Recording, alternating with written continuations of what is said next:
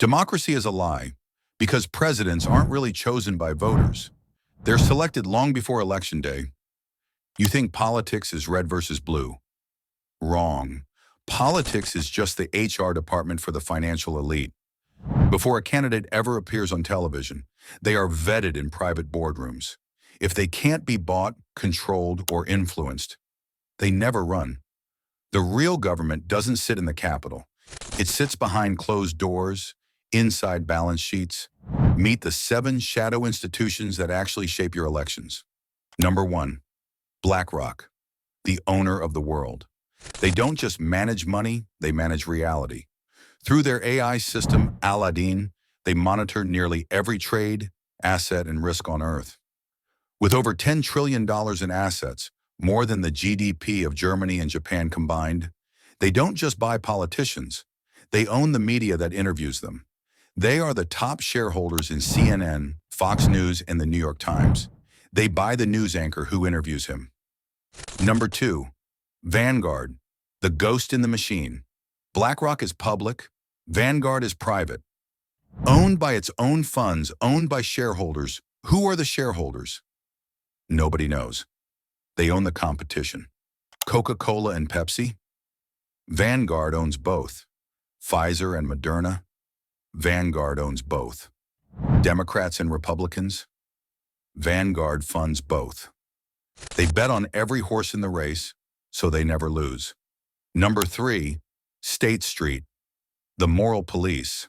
Along with BlackRock and Vanguard, they control 88% of the S&P 500.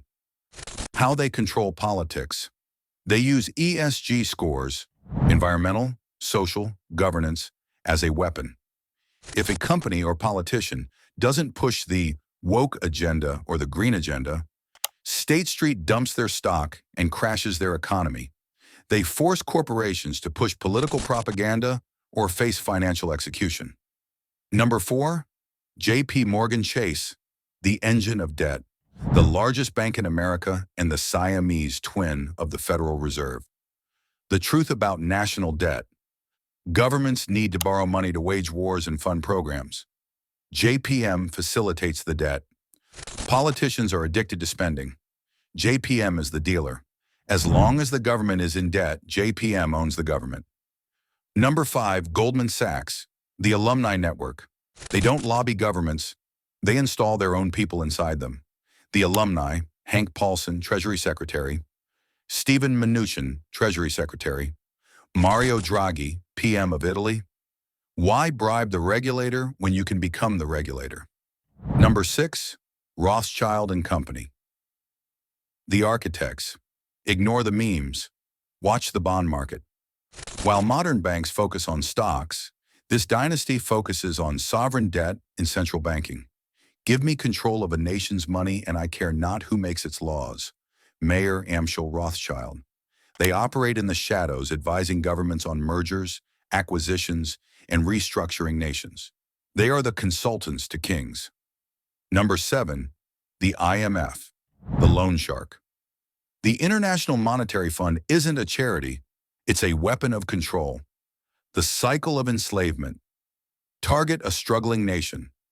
Offer a massive loan they can't repay. The catch. Structural adjustment. The IMF forces nations to sell their resources, water, oil, lithium, to Western corporations. They can overthrow a prime minister simply by turning off the tap. Here's the part that should wake you up.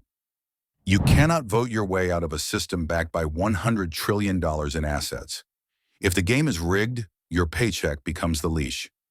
One policy change, one recession, one banking error, and your life gets smaller overnight.